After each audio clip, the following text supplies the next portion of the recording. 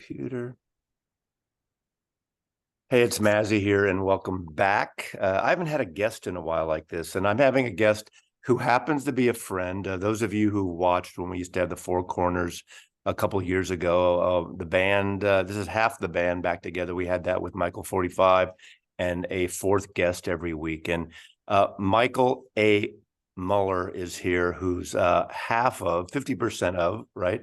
Balmorhea. And Balmorhea is a musical outfit. And we'll get into that, who they are, but they have a brand new album. This is being recorded on the 16th of June, right? Is that the date today? And today is the release date. And this is their second LP, an album on Deutsche Grammophon. And this is called Pendant World. We'll talk about the music, maybe a little bit about the artwork, because I like to always talk about art. This is their second album on Deutsche Grammophon. This was The Wind that came out 2 years ago, I believe, over 2 years ago. And my guess is a lot of this was created during the pandemic or just post-pandemic, and we can get into that and how that affected the music on here, which I think is a common question with records coming out around this time for a lot of musicians. And of course, there's I should take them out of the plastic, but there's several other albums. And I did a mini intro first look at this album about a week and a half ago. And I'll put a link at the end of this to that. And Michael does have a Vinyl Community YouTube channel, and he occasionally makes videos. So I'll put all the links below to the album, to the Balmorhea site, to a little of everything. So please go below and all the wonderful places. And I consider Michael a friend of mine, and I just adore his music. And I feel honored that he sent this to me to preview the last couple of weeks. So welcome, Michael. Yes, thank you, Mazzy. Sorry, a helicopter going overhead. That's okay. You're in Los Angeles. That's what happens, right? Yes. Now, when I first met you, you were in Austin, where Balmorhea that's the origin of Balmorhea. Yep, Rob, my partner in Balmorhea, and I met in the early 2000s. Rob Lowe, and not that Rob Lowe. I hate to keep saying that, but that's the duo, but with other musicians occasionally. The original Rob Lowe. Okay. We formed in 2006. Our first record was in 2007. And now this one that came out today on June 16th is our 8th in total. 8th? Whoa. Yeah. As I said in that video, I had heard your name, Balmorhea, and you actually reached out to me maybe 3 years ago or something when the archivist was living here. And I got this package with a beautiful note from you, and I didn't know quite what it was. And she's looking, she goes, and she was excited because she had lived in Austin and saw you guys perform at least once and knew somewhat of your music. So we talked about that, and it kind of grew from there. So let's talk about, okay, the second album for Deutsche Grammophon, which my knowledge of this, historically, Deutsche Grammophon was a classical label with a lot of the great composers, not all European, but I would say a good portion of them were over the years. But over the last, I don't know, half a decade or so, it's merged into other things like, neoclassical and ambient and minimalism and score soundtracks, I guess, and things. And that's kind of like you fit right in here. So describe the journey to this from what you were doing 7 albums ago. So we started in Austin on a small label called Western Vinyl. They have great distribution. It's a single man, this guy named Brian Sampson. And we released all of our records until The Wind. So all the way until 2020, we were with Western Vinyl. And we decided to, we've done our whole catalog and all this music and all this time with one kind of pathway. Let's see what else is out there. And via our music publisher, Manners McDade, based in London, had a connection to Deutsche Grammophon. We already happened to be recording The Wind in Berlin, which is where Deutsche Grammophon is based. And made a connection, and it was like just really made sense and really felt right. And kind of we were pretty shocked when it first happened, because it was like, holy grail of the oldest record label in the world. It's been operating since the 1890s, and like you said, they have this core classical repertoire, Beethoven and Brahms and everyone else under the sun. Von Karajan was my first box set I ever had classical, his symphony, the early 60s version of the Beethoven symphonies, and selling records. I remember Deutsche Grammophon, always $1 more, always those glossy covers. It was going back to the 70s. But even now we have what Richter's on. There's all these other sort of I don't want to say hybrid artists. That's not a fair thing. How do you describe when people say, "What kind of band are you?" You're not a psychedelic band. You're not a, I mean, it's not. It's indie in a way, but it goes into other areas, right? So tell me about it. Yeah. Well, you're spot on. I'll go back. You were talking about they've kind of what they call it is the new repertoire. So they're trying to bridge the kind of new contemporary world with this core of their old history of all these, classical composers. So Max Richter, Johann Johansson, Hilder, Dustin O'Halloran, and a handful of others. And I think it's interesting that we sort of fit in there, but we almost don't in a way. We're the only kind of ensemble. We're the only one that's not just a single person, really, a single composer. That's the artist.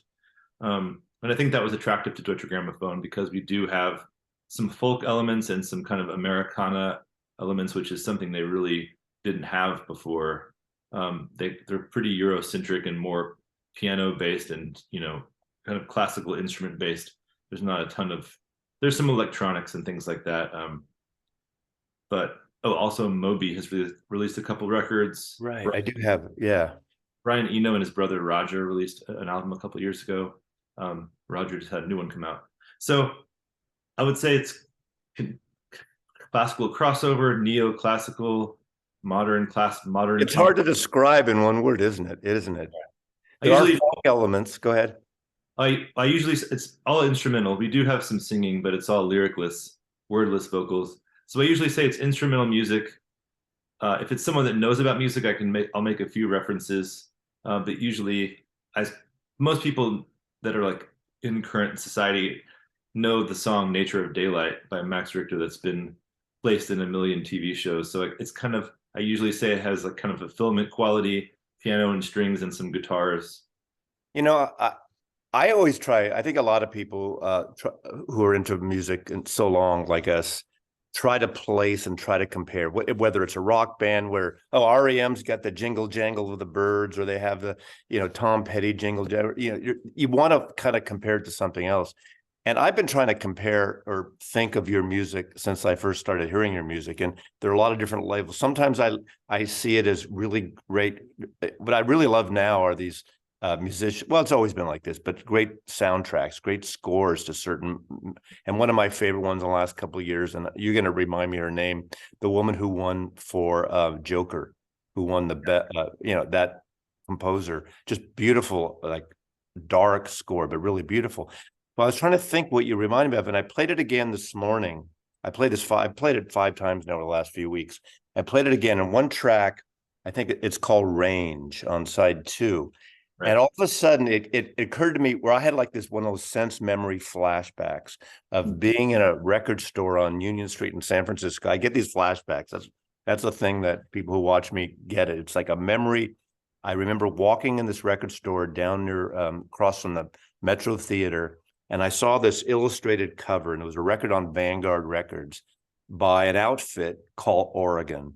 And that was Oregon with Ralph Towner and Paul McCandless and Colin Walcott, who later would do a bunch of records on ECM. So it's got that minimalist sound. And their first album, if you haven't heard it, I mean, they have a wider variety of instruments, the quartet. One plays oboe, and there's a sitar, and there's guitar, and there's percussion and piano.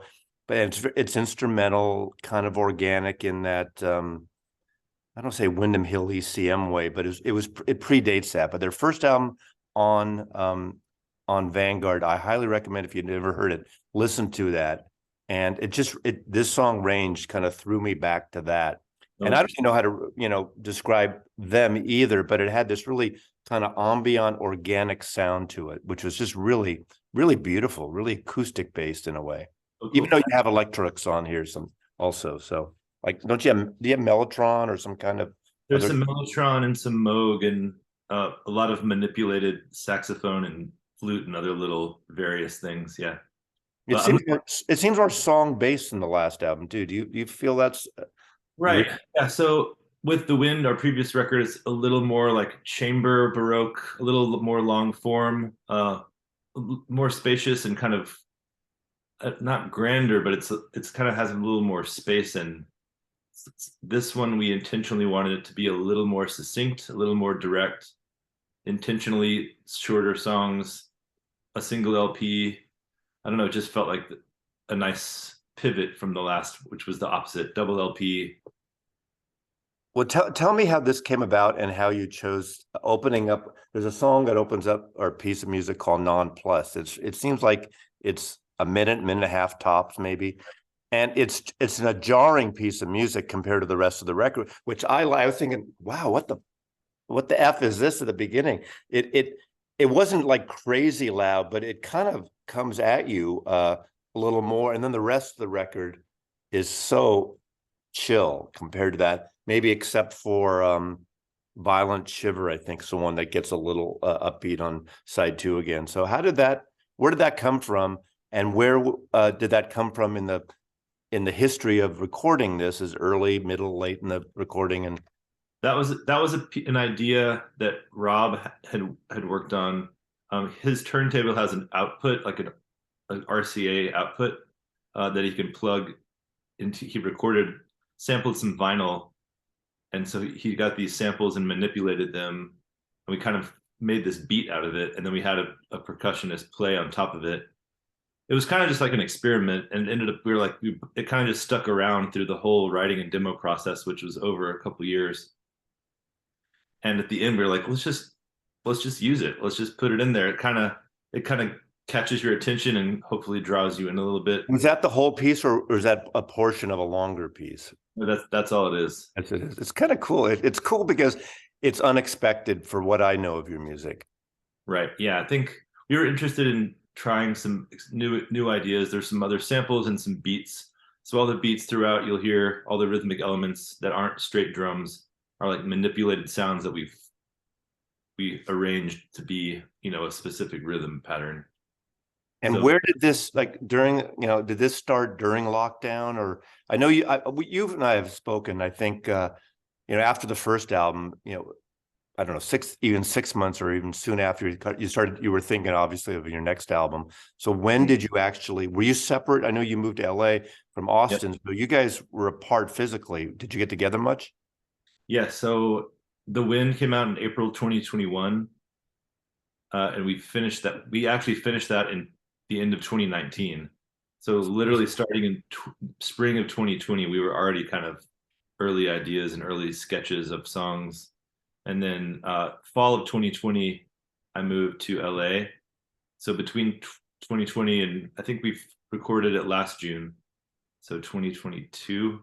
So between 2020 and 2022, I think I drove to Texas like 6 or 7 times, just to not have to fly because I had gear as well, so it was just easier to drive. And we met a few times out in West Texas and had like intense writing sessions. Rob came out here a couple times, and I flew to Austin a couple times to be with him in the room, because that's really where the magic happens, is being together directly. Now, am I wrong is this recorded in Vermont or no? Or that it was? How did that come about? This is a beautiful studio in southern Vermont near Brattleboro. It's probably 3.5 hours north drive from New York City. This 400-acre farm, this guy named Dave Snyder bought and created this impeccable studio. Everything is custom, incredible selection of mics and instruments and outboard gear. Just every single detail is pretty remarkable.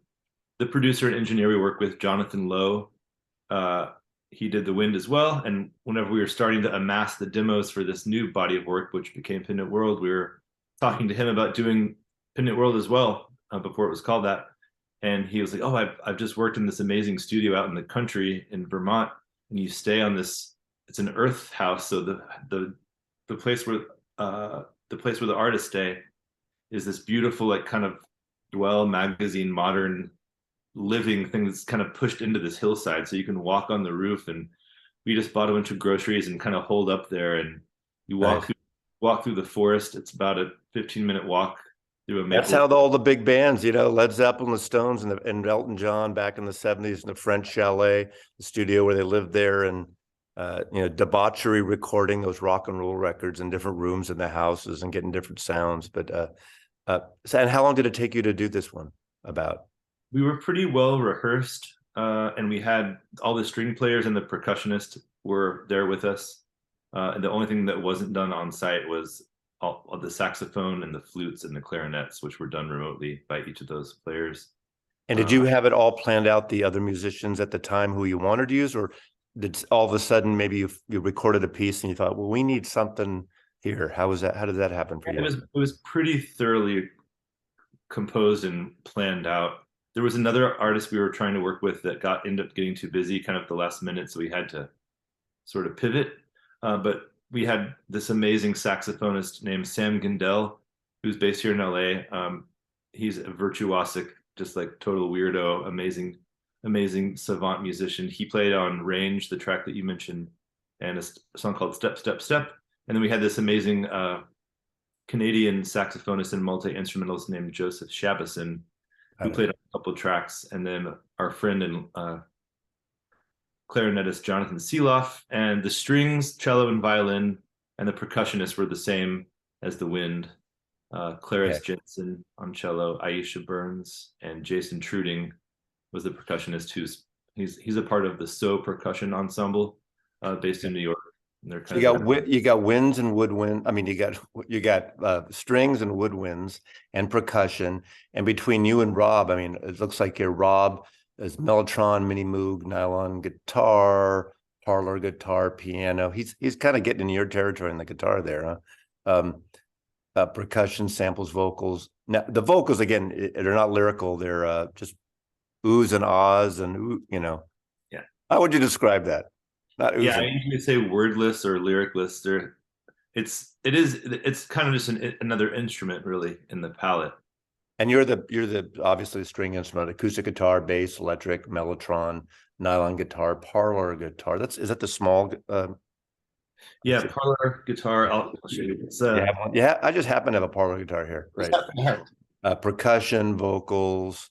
Meanwhile, well, he gets a parlor guitar. Oh, it's right there. It's right there, literally. Okay. Oh, beautiful. Tell me about that guitar, just so the audience knows if there's anything. The guitar was custom made by my friend Justin Dillard. He's a luthier based in Hawaii, and I played one of these guitars at a studio once and fell in love with it and reached out to him. And I actually just got a second one, but just beautiful. This is a wood. He must make ukuleles too, being in Hawaii, right? Does he? You know what? I don't know. He's I know it sounds like a cliche, but seriously, yeah. I mean, I don't honestly know. I'm sure he has made them before, but I think he primarily does guitar. Pardon me, my chair. But yeah, so this is the parlor guitar, and this is I keep this strung in a Nashville tuning or high strung, so the middle three strings are an octave higher. It has a kind of a harpish, kind of brighter quality, which is nice to pair with kind of darker. Now, when you and Rob compose music, this is the typical question when there's like song based and music based. I didn't look. Are all the songs collaborative authorship, or do you do a song and you bring it to him? Obviously, you add or do you write together? And it just as you're, I'd say jamming in your case, but try doodling and experimenting and doing things, and you come into something and you hit a tone, you hit a melody, you hit something, and you're thinking that's kind of cool, and you go with it. How do you work together as composing these pieces? Right. So living in or do you do notation? Do you actually score it out? The parts that Rob and I we come up with usually the full arrangements in most cases. What those parts, some of the string parts and horn parts we have notated if they're more complex, but most of the stuff is simple enough that it doesn't really require that. And we've been lucky enough that we're kind of the people we're playing with now are very, very good, and like we don't need to explain too much to them. They kind of get it immediately. Are there parts scored, like the strings, for instance? We usually use we compose it and arrange it like a demo of it with MIDI or with another instrument. We do some string arrangements with synth voices, and then we'll send them and kind of explain it to them, and then come in and play it with the real instrument. Now, and this type of music, okay, let's just like, I know you have a show, you have a piece, don't you have a performance coming up soon? Is that happening? We have 4 shows in July next Okay. month. When you do that, I assume a lot of it's going to be from this album, but other things too. Are the performances of these pieces pretty much mirror the record, or do they go off in different tangents from that? And is there any improvisation when you're playing them in the kind of music you play? There's not really any improvisation, really. There's like some intros and there's some extended outros where there will kind of bleed a song into another, and you can so everyone can kind of play what they want within the certain range. But I think we've actually just done some rehearsals, and I think out of 15 tracks, we're playing 5 from that. There's a lot of tracks on this. You mentioned that because here you have, I forgot how many tracks there are. I like how you like this floating typeface of song based and stuff. It's actually really cool, and it I don't know if it's definitely intentional, but it actually fits the etherealness of some of your music in a way. Instead of just having a straight down list, Yeah. takes a minute to think, okay, you got side A here, side B here. How does it intersect to read what's on? I mean, I get it now. I love that design element. All right, now, how much are you involved? Let's just for a second, because you know me, I'm very into the aesthetics, and you and I are both into photography. You're a photographer as well, and I work that. So cover art is really important. Are you two a big part of this? Yeah, Rob and I are totally instrumental in every aspect of the visual component of albums. And where did this photograph come from? This photograph is taken on Martha's Vineyard of this massive spider web at dawn with a flash by this great young photographer from Maine named Dylan Housethor. Rob and I are both familiar with his work just on Instagram, and he posted this photo, and Rob's actually the one that saw it first, and he was like, "Look at this photo." We were right when we were looking for trying to figure out what the main image needed to be, and it really kind of just like that's it, that has to be it. And we reached out to him, and really, as fate would have it, he was like, "Oh, I have all your records. I'm already a fan." He's like, "I would love to." New. Perfect.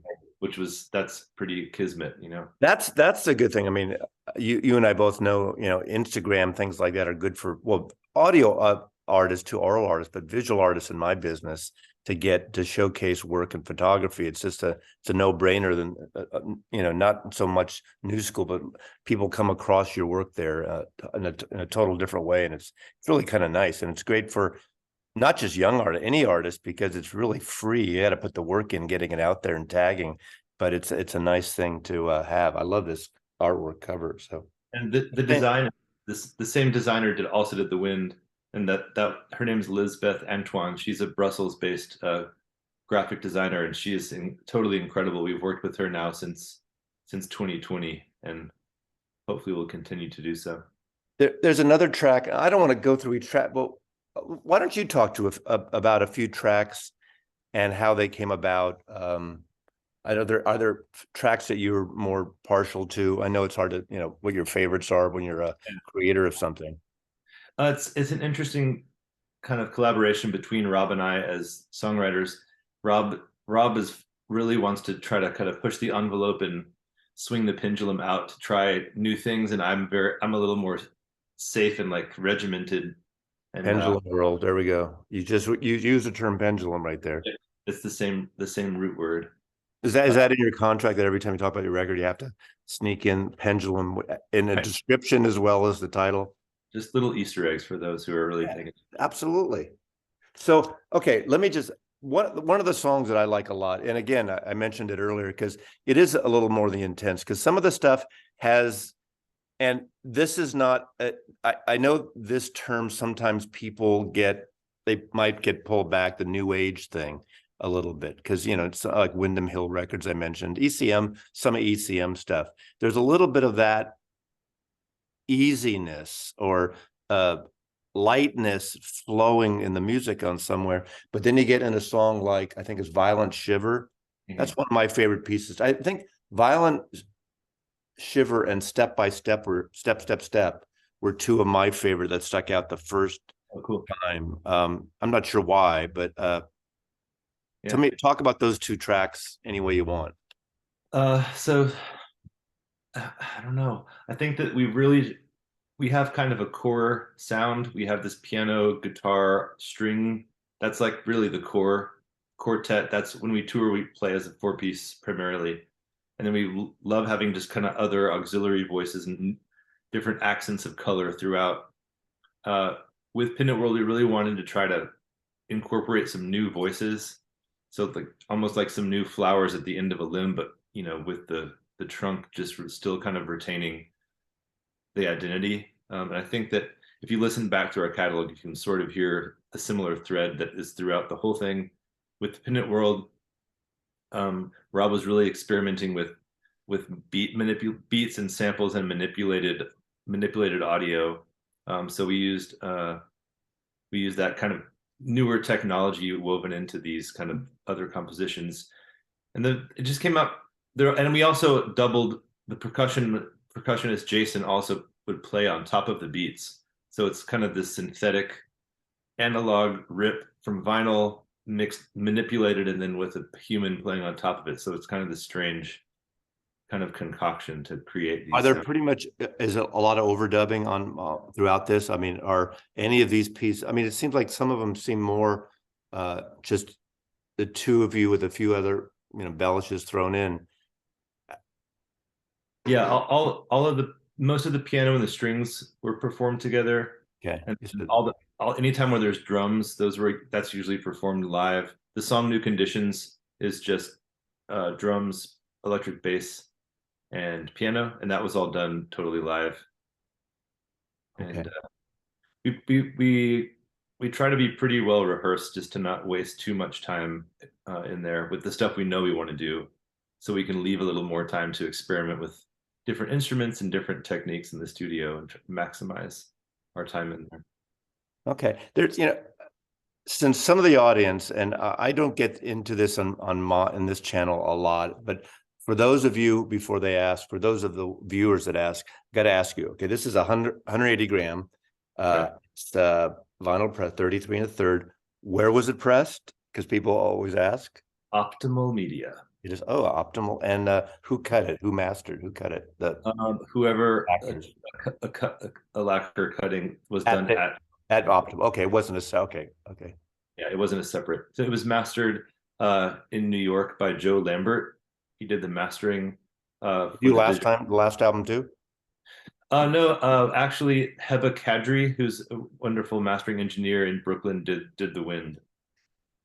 Okay. Our producer and engineer Jonathan Lowe, he's really, really technically proficient and he's very good at getting the mix quite far along. It doesn't really need much by the time it gets to the mastering phase. Do you find that this sounds pretty much like your recordings? Yeah, it sounds incredible. All of the outboard gear and the console and the microphones we used a Fairchild on most of the guitars, and all Neumann, and like everything was Neve, Mike Prees, and like everything that the signal was passing through is just like the best it could be. So we're kind of spoiled from here on out, I think. Yeah, I keep going back to that piece of music because when I played it again today, Violent Shimmer. Violet. That seems like something that could be. Have you two scored anything cinematically? Because that seems right out of it'd be a perfect. You guys would be perfect. Anyone's watching here, you want someone to score your film. Yeah. Balmorhea is the one. Tell me about, because it seems like it would be used in a there's some drama, even though it's kind of not a really brooding piece, but it's some drama in it, which is a beautiful drama. Like Yeah. it's kind of, well, go ahead. Yeah, we've scored quite a lot of things. Not a ton of stuff recently, though. We did just finish a feature score, which I'm not at liberty to talk about just yet. Hopefully that will be coming out in the fall or maybe in the spring. As a soundtrack, maybe. Maybe, I don't know. We'll see. Okay, I won't push you. We'll talk again in the spring. Maybe. But yeah, that's something we do like. We would love to do more of. and some. Well, your music suits that kind of stuff, and a lot of those composers you were talking about on the new Deutsche Grammophon, or the wing of these modern artists have done that. I mean, obviously Max Richter and Johanna, what's his name? I have Johan Johansson. Johansson. I have like 3 of his records. I forgot what he's done too, but with all these great things, whether it's HBO, Netflix types of things, didn't one of them work on Chernobyl? Who did Chernobyl? Yeah, that's Hildur. She did Joker and Chernobyl. That's right. And she also did that Tar, the new Kate Blanchett. Oh, that's an intense. What a score that was, right? What a surprise, that ending on that movie. Definitely surprise. So anything else before we go on this? I think yeah, I think this, I mean, there's a lot of variety on this, and it's very succinct, so you don't have to sit and wait around and kind of wonder it's like pretty direct.